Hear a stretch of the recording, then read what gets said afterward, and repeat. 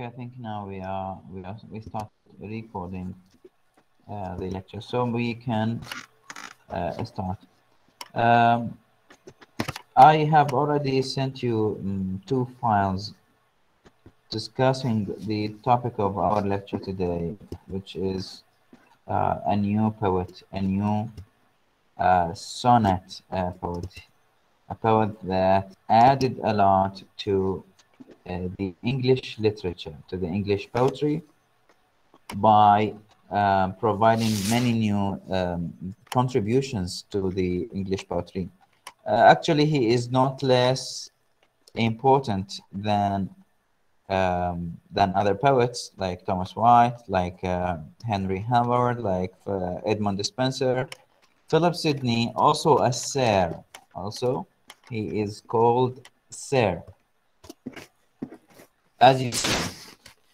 Of course, you have an idea about this. As we discussed, Sir is a title, a Sayyid. A Sir, yani title is given to a person who serves the nation, who serves the country in certain kind of service. And we know that Philip Sidney was an important person in doing some diplomatic missions, being an ambassador for a while, serving the king, the queen, the country in some way. That's why he carries the title Sir. In order not to spend too much time about Sidney in general biographical information, all we need to know is that he is a kind of important poet, born in 1554 and died in 1586, which means that he lived for 32 years only. He was a kind of Elizabethan courtier, a man of courts. He served in the court of the king, statesman, soldier, poet, and patron of scholars and poets, and a gentleman of his own day. That's why so many people mourned him, أعلنوا الحداد عليه. He was a friend of Edmund Spenser, our previous poet. احنا كملنا Edmund Spenser in the previous lecture. So he is a kind of a good friend for Edmund Spenser.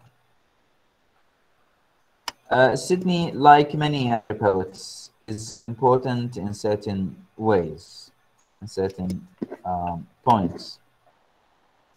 As you see here, he wrote his famous sonnet sequence, Astrophel and Stella, in 1580.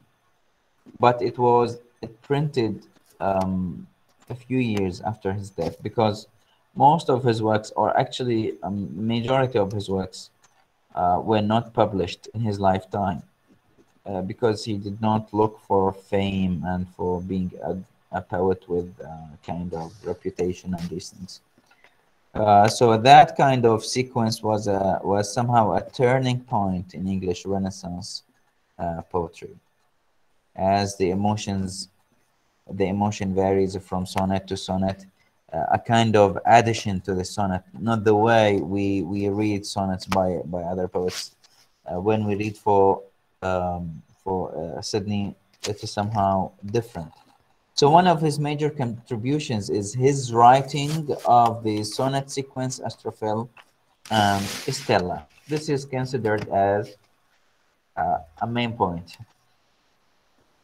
Another important point is that Sidney experiments with rhyme scheme. يعني يجرب أضاف كان شخص تجريبي in terms of the rhyme scheme في القافية,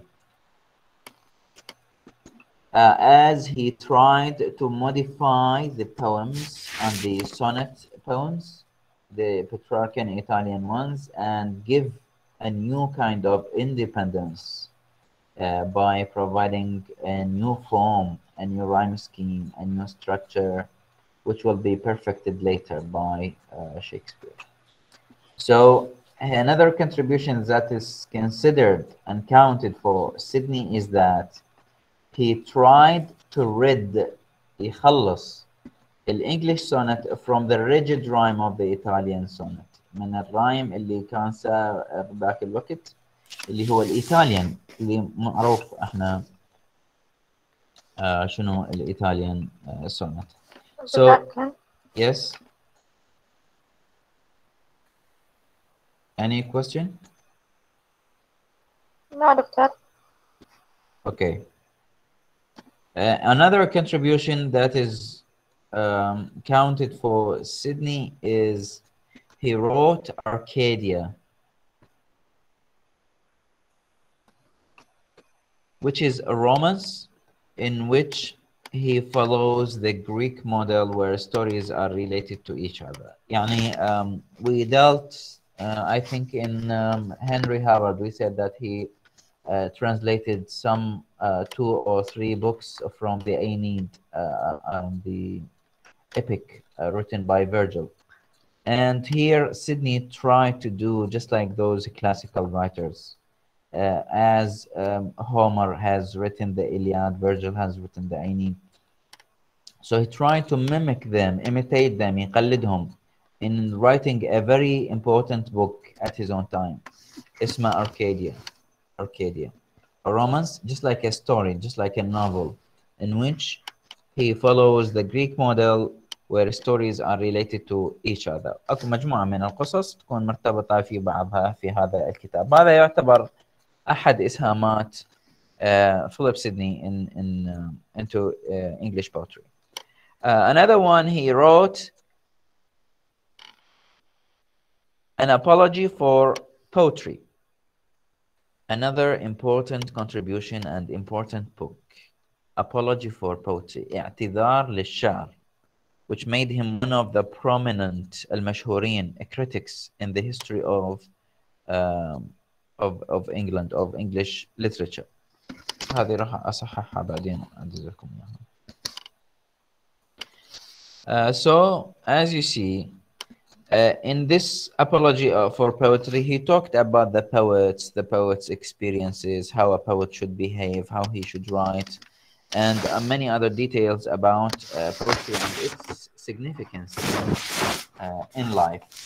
So these are considered as the contributions of Philip Sidney. He wrote famous sonnet sequence, Astrophel and Stella. تعتبر طبعا هذا السيكونس ثاني أفضل مجموعة شعرية بعد شكسبير. يعني Shakespeare comes first, and then second we have Philip Sidney. And then Sidney tried to develop the English sonnet by giving it a new rhyme scheme. وخلصه من the traditional one, the Italian one. He wrote Arcadia, which is a romance in which he follows the Greek model, where stories are related to each other, and he wrote Apology for Poetry, which made him an important critic of his own time, a critic and a poet. Normally, poets at that time were only poets. They feel something and they try to compose poetry. They don't have that kind of taste by criticizing the, for example, poetry or poem, adding, modifying.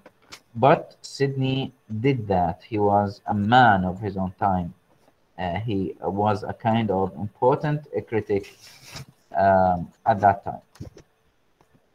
These are the main points that we need concerning the life and the contributions of Philip Sidney. Any comments, any idea, any question, or we can move to the poem? Yes, Doctor. Can I talk about this poet? Yeah. Yes, I think Sidney here gives the poetry greatest importance. Sidney values poetry over history, over the law and philosophy. But also I think he takes the idea from Aristotle's idea. He gives poetry very important above all the arts and science embodies the truth. Also, the poetry is superior to philosophy by its charm, and the history by its universal and the science by its moral end. also give the poetry over the law by its encouragement of a human rather than civic goodness. Here, I think.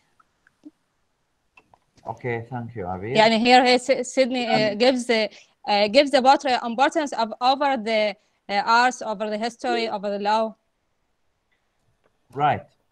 Thank you. Safa Faro. Thank you. Yes, doctor. We say that he tried to write the English sonnet from the rigid rhyme of the Italian sonnet. That means his poems will be in English way or English sonnet. Yes. He is going to develop a new rhyme scheme, which is going to be perfected by Shakespeare later. So what we will study is a poem composed of 3 quatrains and a couplet, something Yeah. like the Shakespearean rhyme scheme: A B A B C D Yes. C D E F A F G G, something like that. Okay. Okay. So I believe we can move to the poem, have a look, and um, here.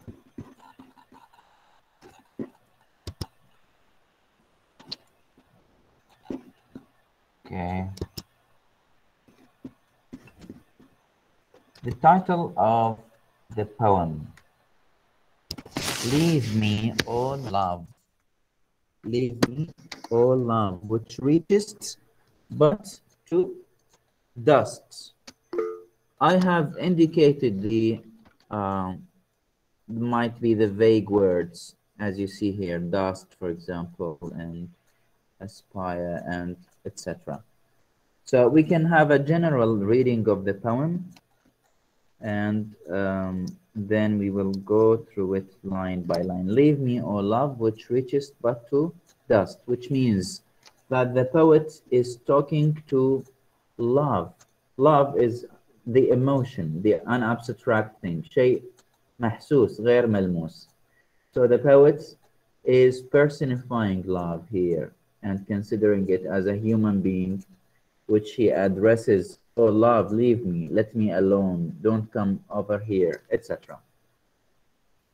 Leave me, O love, which reach but to dust. Dust قلنا تراب. And though my mind aspire to higher things, grow rich in that which never takes rust. Whatever fades, but fading a pleasure it brings. Throw in thy beams, and humble all thy might, to that sweet yoke where lasting freedoms be, which breaks the clouds and opens forth the light, that doth both shine and give us sight to see.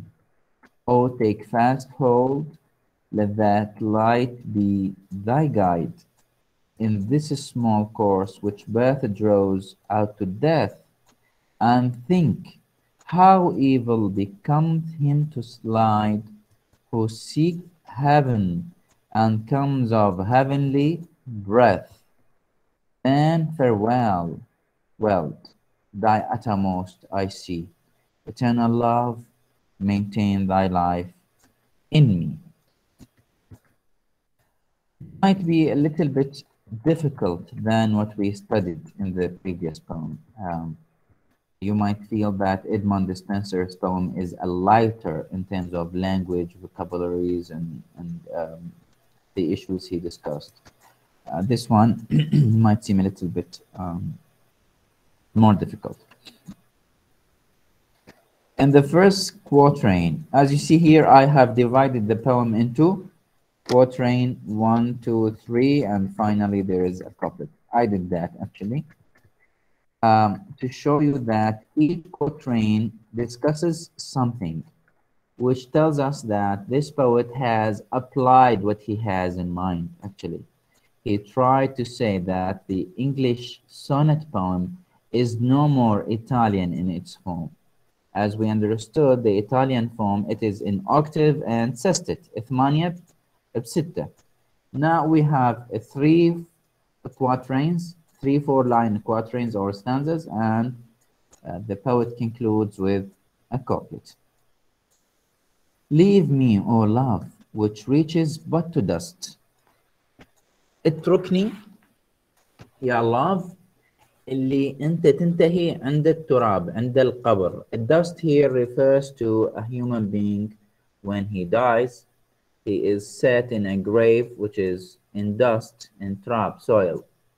And that kind of love, you know, love of man for his wife will end when, for example, they both die. When one of them dies, يعني metaphorically speaking, we can say that it is not going to last forever. Maybe he will keep loving her for a year, for 2, for 3, 10, 15, but not for long.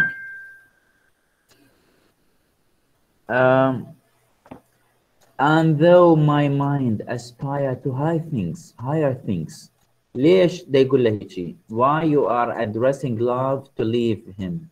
Why the poet tells love, do not come to me, I don't want you, because you will end when we will die, because you will come to an end when the other part dies, other person. And though my mind aspire to higher things, ليش؟ السبب هنا يجي line 2.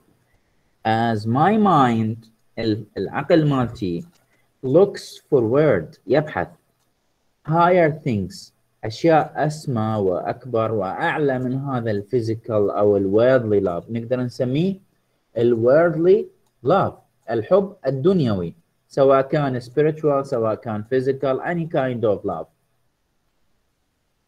Grow rich in that which never take rust.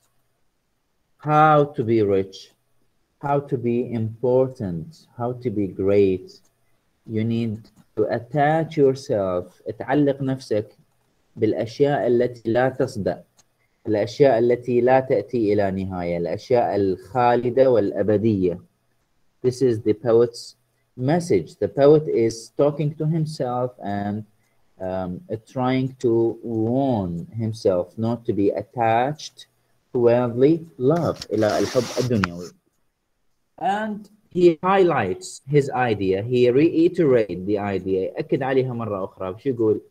يقول whatever fades but fading pleasure brings. لأنه كل شيء ممكن أن يتلاشى، ما يجي وياه بس المسرات التي قابلة للتلاشي، التي تختفي سرعان ما يختفي سببها.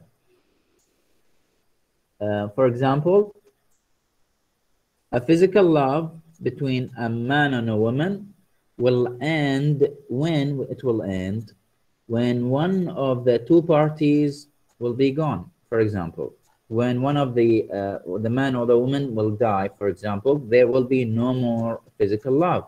There will be no more touching. There will be no more existence or coexistence between them, as one of the parts has moved away, has faded away. So the poet highlights here fading pleasures, هاي المتع الزائلة المتلاشية will fade. ليش؟ لأنه this kind of love does not last for long, as it ends when man gets into dust. So the poet, in consequence, looks for higher things, aspires for better things than the worldly love. هاي الفكرة الرئيسية اللي موجودة in the first quatrain. Any question about the first quatrain?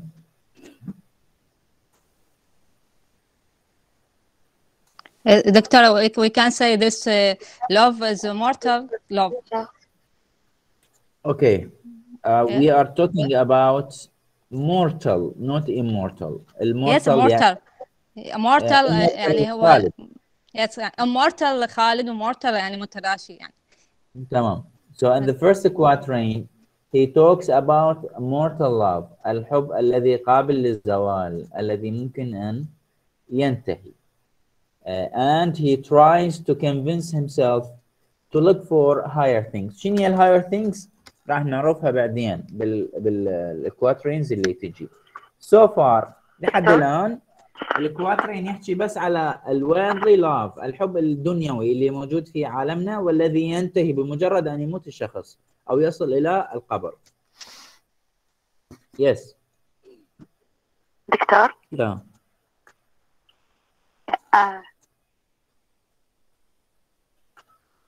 Yes, do you hear me? Yeah, I can hear you. Go ahead. Okay. Why we do? Where we have personification in the first line? Personification is in leave me, oh love. اتركني أيها الحب. The poet is personifying love as if it is a friend or a human being or a woman, asking him to leave the poet. Here So we have personification. He doesn't address a woman or something like this? No. He's talking to love? He is talking to love. Oh, okay. Yeah, and we know that love is an abstract feeling, يعني شعور محسوس. It is not something, it's not a human being. That's why we have a personification. Okay. Asked about something with love and his mind.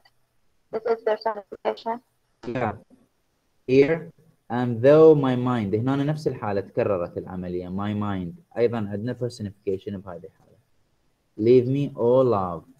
Although my mind، على الرغم my mind aspire to، العقل مالتي يبحث as if he is a human being looking for, searching for something. Okay, so the first quatrain, as I mentioned, shows the poet's dissatisfaction، عدم قناعة الشاعر with the worldly love, whatever type of love we have. يعني اليوم بالمسائي حكينا على two types of love. Spiritual love راح تمر علينا هاي الأشياء in the second course in one of John Donne's poems. We talked about a spiritual love, the love between a man and a woman, which remains strong even though those two individuals, the man and woman, are not close to each other. حتى لو كان واحد مسافر وواحد بعيد أو they are not together, they remain in love, and their love gets stronger and stronger. And there is another kind, which is physical love, which depends on the existence of the two parties together, because they need to touch each other, feel their existence together, and this is the physical love. And when somebody departs or leaves, this kind of love will break down. It will be influenced or impacted. But here the poet is not talking about these two loves. He is talking about any kind of love in the world, because every kind of love will come to an end. It must come to an end because we are dying. لأنه كل إنسان موجود راح يموت. And with the death of this man, love will die. That's why the poet looks for higher things, better things than the worldly love. في هذه الأربع لاينات. Yes, question?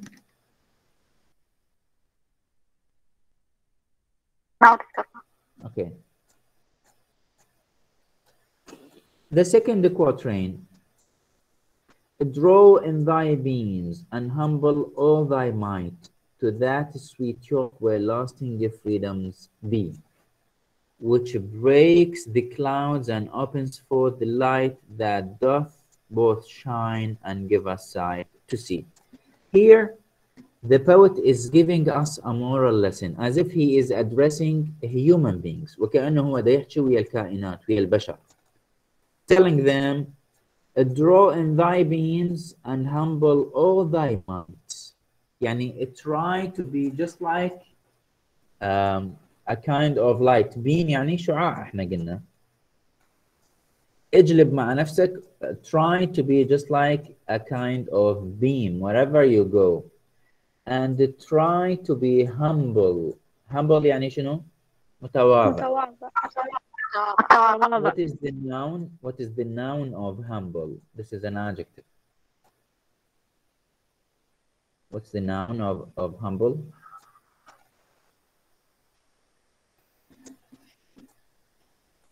منو بيكم واحدة سبعة؟ The same Humbleness. Humbleness. No. No. دكتور modest. Modest يعني كلمة ثانية. modesty.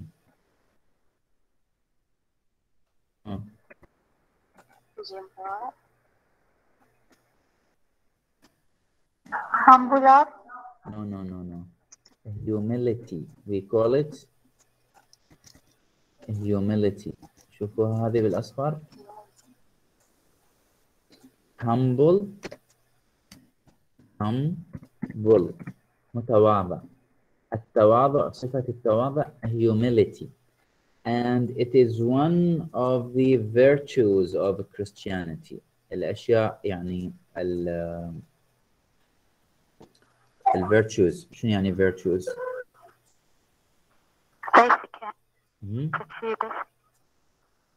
يعني الأشياء الصفات الفضائل. احنا عندنا بالكريستيانيتي اكو شيء نسميه the 7 deadly sins. اعتقد اخذتوها بالمرحله الاولى every man يمكن. Yeah, we have the vices اللي هي 7 deadly sins and we have the virtues. واحد من ال 7 deadly sins الموبقات السبعه يعني Christianity is pride. اخذتوه اعتقد بهمنا every man. شنو يعني pride؟ غرور. الكبرياء. Yeah, الكبرياء. To be proud, to be arrogant, to be مغرور أو متكبر. العكس مال الكبرياء شنو؟ Humility. Yes. The opposite is humility.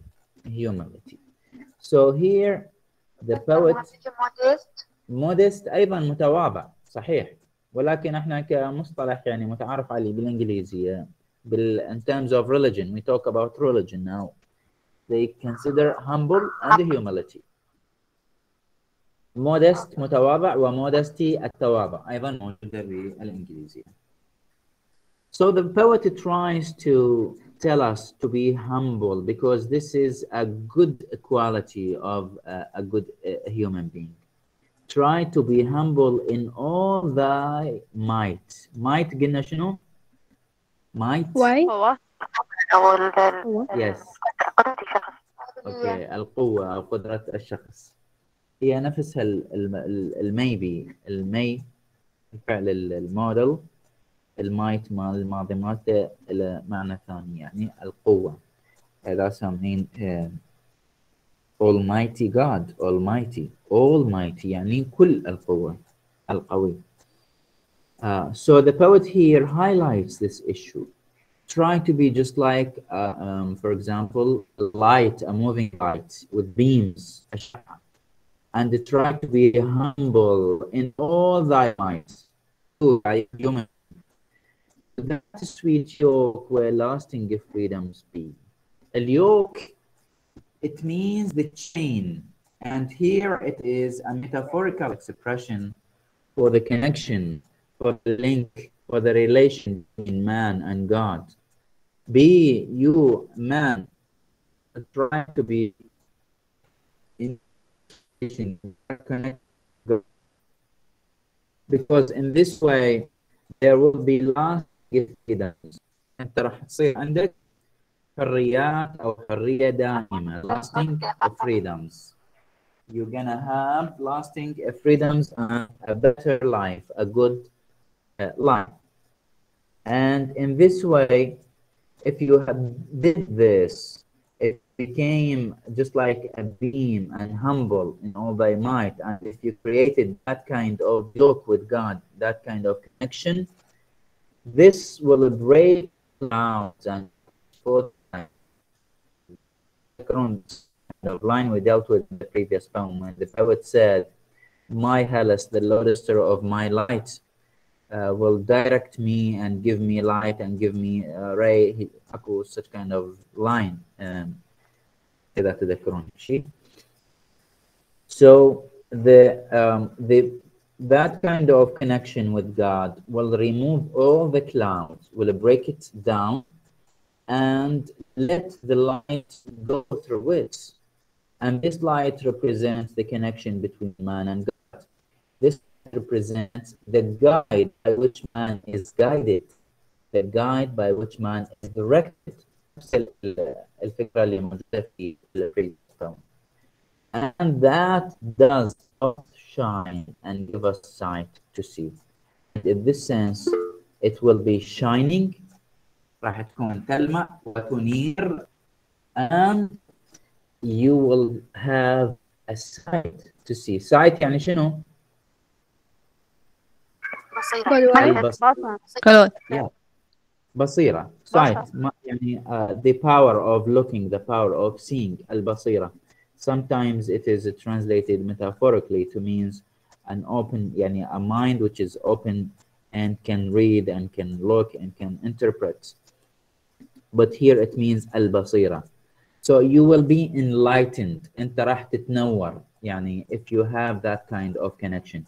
If you be just like the lights, if you be humble with all your might, with all your power, if you have that yoke between you and God, a connection that links you with God, this will provide you with lasting freedoms. It's gonna be make you a comfortable person. And this definitely will break the clouds and open force the light, so it comes from above to you, and consequently it يعني your way will shine. You will have a shining path, and you will have a sight by which you can see your way. Here we have a kind of moral lesson. As you see, the poet is instructing us to be more attached to God. Do you feel any kind of paradox, any kind of contrast between this quatrain and the previous?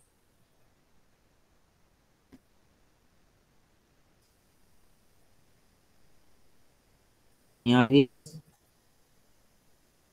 Doctor, your voice not clear.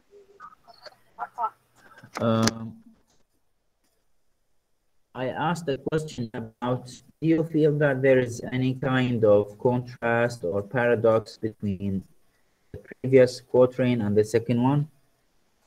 Yes. Can you elaborate? Yes, there is. Can I talk?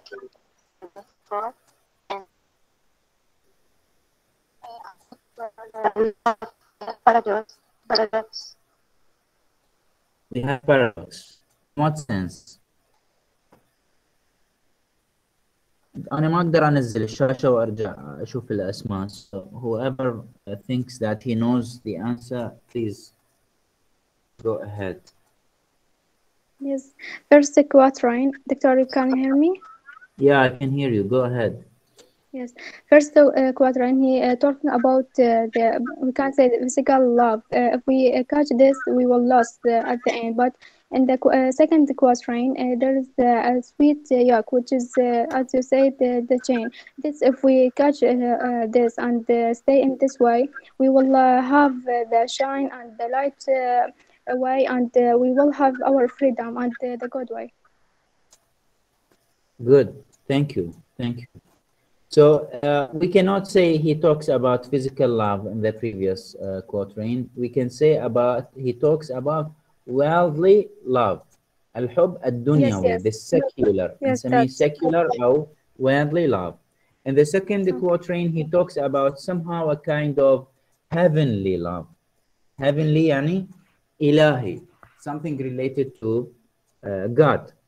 So do you think that we have a religious touch, a religious yes. perspective? Because As if the he poet talks talking about Yes. Yeah. because he talk about a sweet yoke. Okay. So there is a connection between man and God. Right. Doctor, we have a metaphor. The clouds refers to the sins, and the light refers to the forgiveness. Right. A good interpretation. The clouds refer to man's sins and his comfortless situation. And in order to clear all these sins and remove them, so we need forgiveness, which is represented by the light that we receive from God. So we have religion here. The poet talks about a religious perspective, So man needs to be closer to God, needs to be close to God in order to have a better life, as if the poet is a religious person. And we have a biographical information about Philip Sidney, who was somehow religiously strict. He was a Protestant person, and in his biography, it is mentioned that he wrote a letter to the Queen in order to prevent her or to guide her not to marry a French person, a French a prince who was Catholic in religion. So he was somehow extremist towards his kind of ideas about religion, about Protestants and other religious details. So here he tries to say that religion, the love of God, and all these issues are your way to have a better life, because the worldly love will end. It must come to an end and it will fade. يتلاشى فيما بعد. هذا المغزى من the second quatrain. We have the third quatrain, in which we have an advice. The poet says, oh, take fast hold. hold يمسك، وفاست تأتي لتقوية المعنى، تعني قبضة قوية، يعني اقبض على هذا الشيء، اقبض على هذا الشيء بيمينك، أو اجعل قبضتك قوية. Take fast hold. Let that light be thy guide. احنا حكينا بالprevious quatrain. We said that the poet is going, or any person is going to have light if he keeps that yoke between him and God. إذا يلتزم بهذا الرابط بينه وبين God, he's going to have light, which will break the clouds and open forth for the light.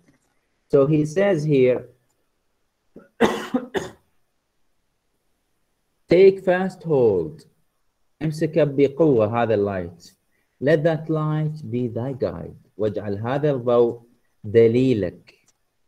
In this small course, which birth draws out to death.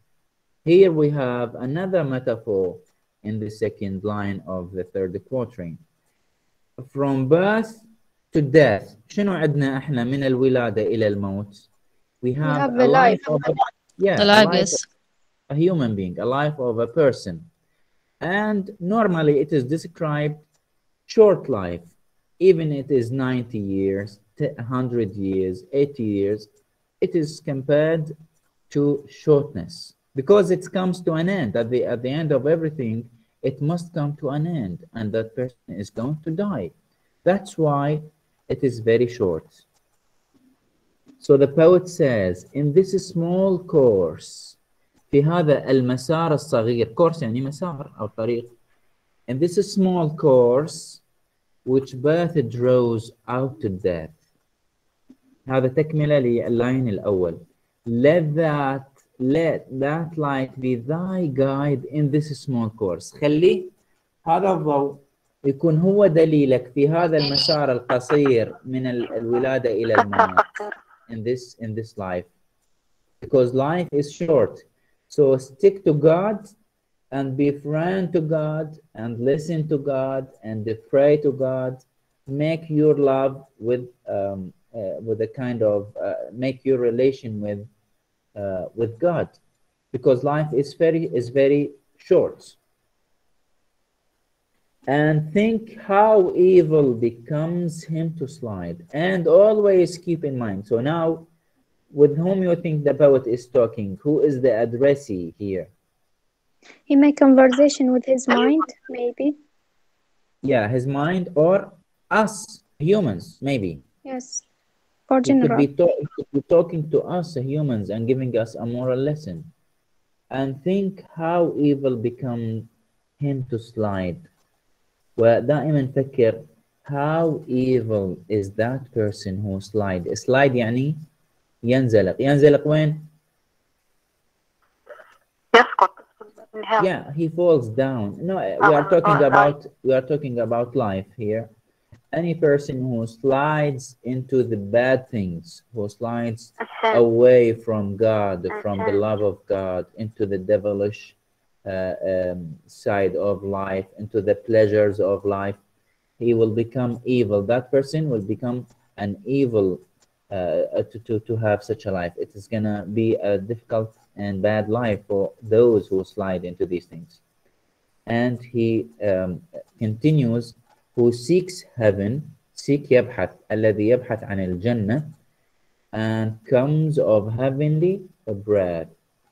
هذا اللي يبحث عن الجنة لازم يكون يأتي من ال heavenly bread. And we refer here to the heavenly breath.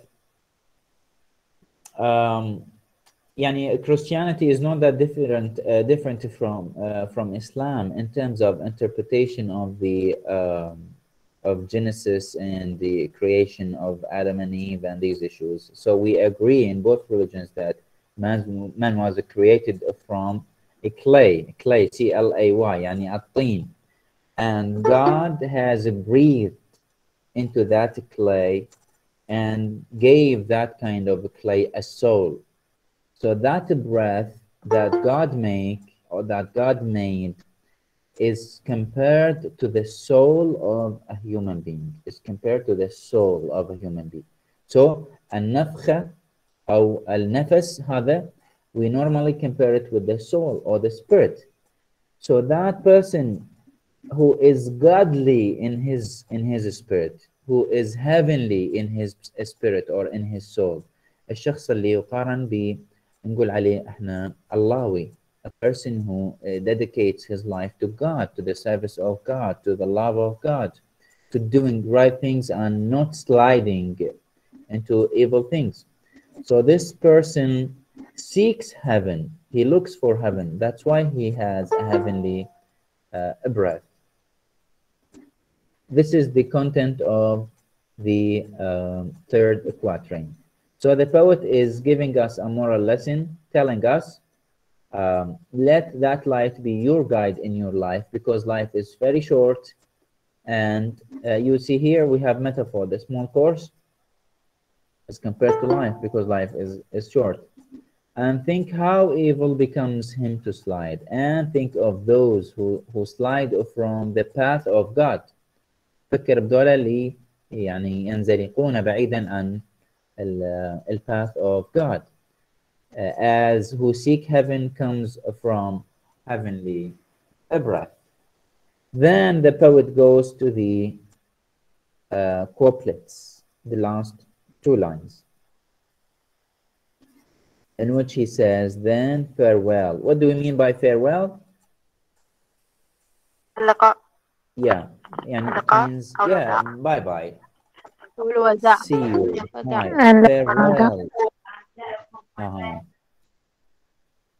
Farewell, well, thy uttermost I see. ilman اللقاء أو ilman الوداع. Farewell means الوداع. الوداع منه world. العالم بملذاته, in its pleasures, in its problems, in its devilish issues. So the poet is not paying attention to this world. Thy uttermost I see, because I have seen everything in this world, and concluded that, واستنتج بأنه eternal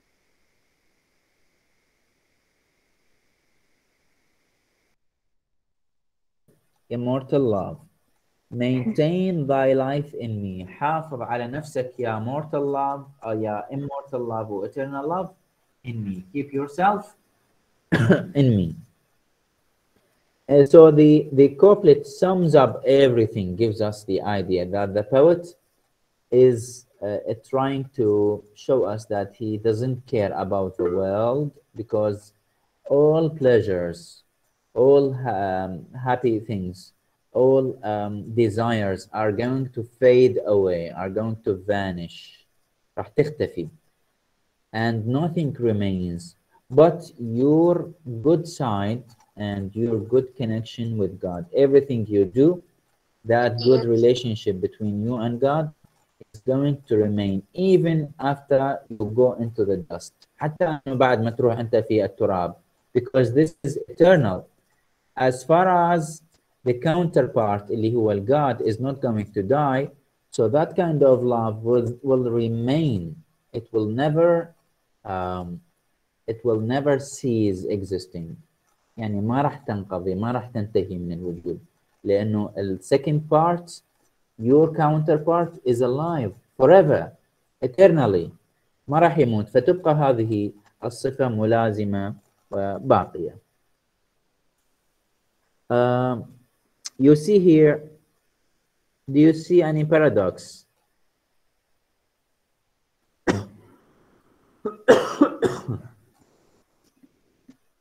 We talked about the eternal love, and then the previous quatrain we talked about the transient. يعني المنقضي القابل للزوال الزائل الحب الزائل الذي يتمثل ب immortal and الأشياء immortal thing. Yeah, any mortal experiences or feelings. So we have a kind of paradox here. The poet tries to compare between things related to the world and things related to God. And he tries to show us as readers which is better for us to follow.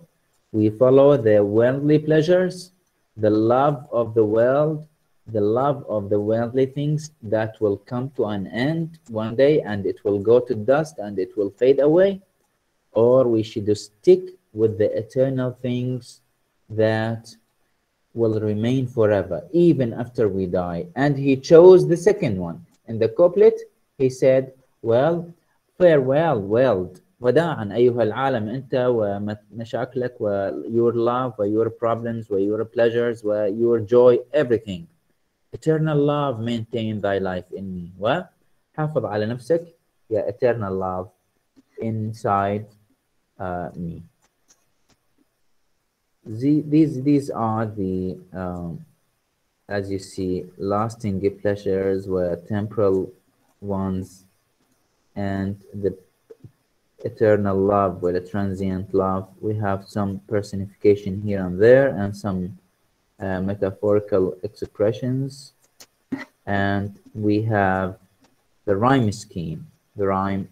As you see, the poet in the introduction we said he is experimental. He tried to add to poetry by developing a kind of British poetry by changing the rhyme scheme and changing the form. So as you see here, we have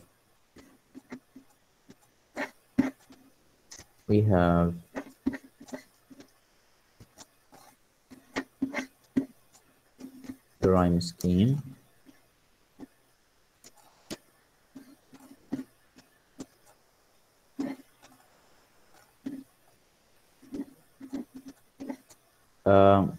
If we give A to the first line, dust, and things will be B, and rust, just like dust, will be A, and brings, just like things, So as you see, the first quatrain is rhymed as A-B, A-B. The second one, dust and might. Some scholars and some critics give it A, might, because it ends the final sound is T, dust, might. So they give it A. And freedoms B. Here we do not have a new rhyme. We have C. We have C. So we give it C. A, C, A,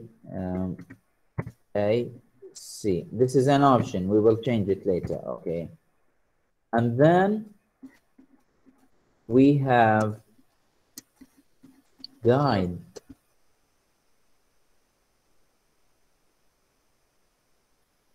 D. D. Guide, and death is another in new rhyme. We give it E. So it becomes D, E, E, E. And finally, we have C and me, just like B and C, which we give C and C. So this is a kind of Shakespearean or English sonnet in terms of structure and in terms of rhyme scheme.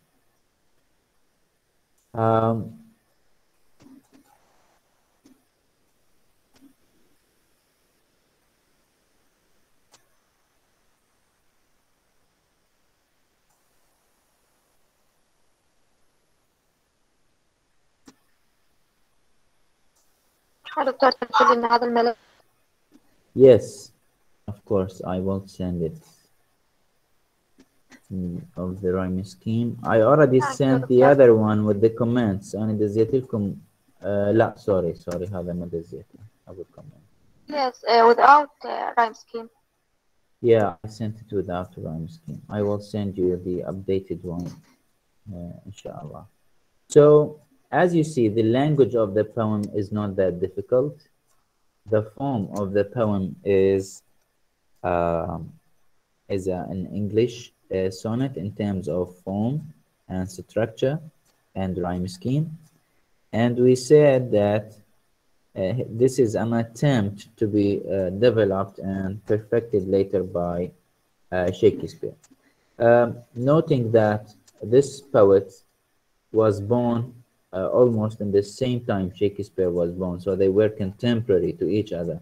هو ولد سنة 1554 وشكسبير ولد 1500 I think 64, and he died in 1586 while Shakespeare was young now and started writing at the age of 20. Shakespeare died in 1616 in the 17th century.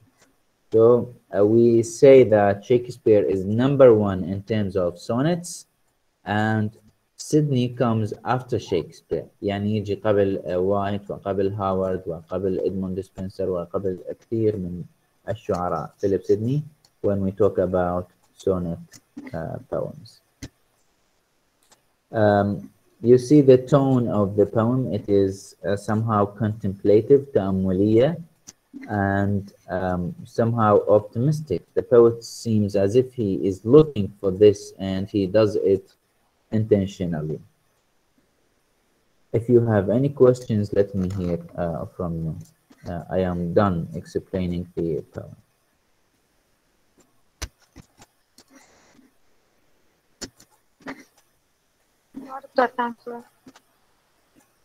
Okay, so we can start the recording now.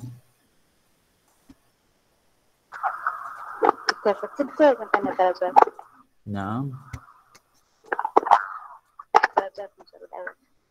درجاتكم الشهر الأول إن شاء الله ما تطول، قريبا تكمل وتجيب.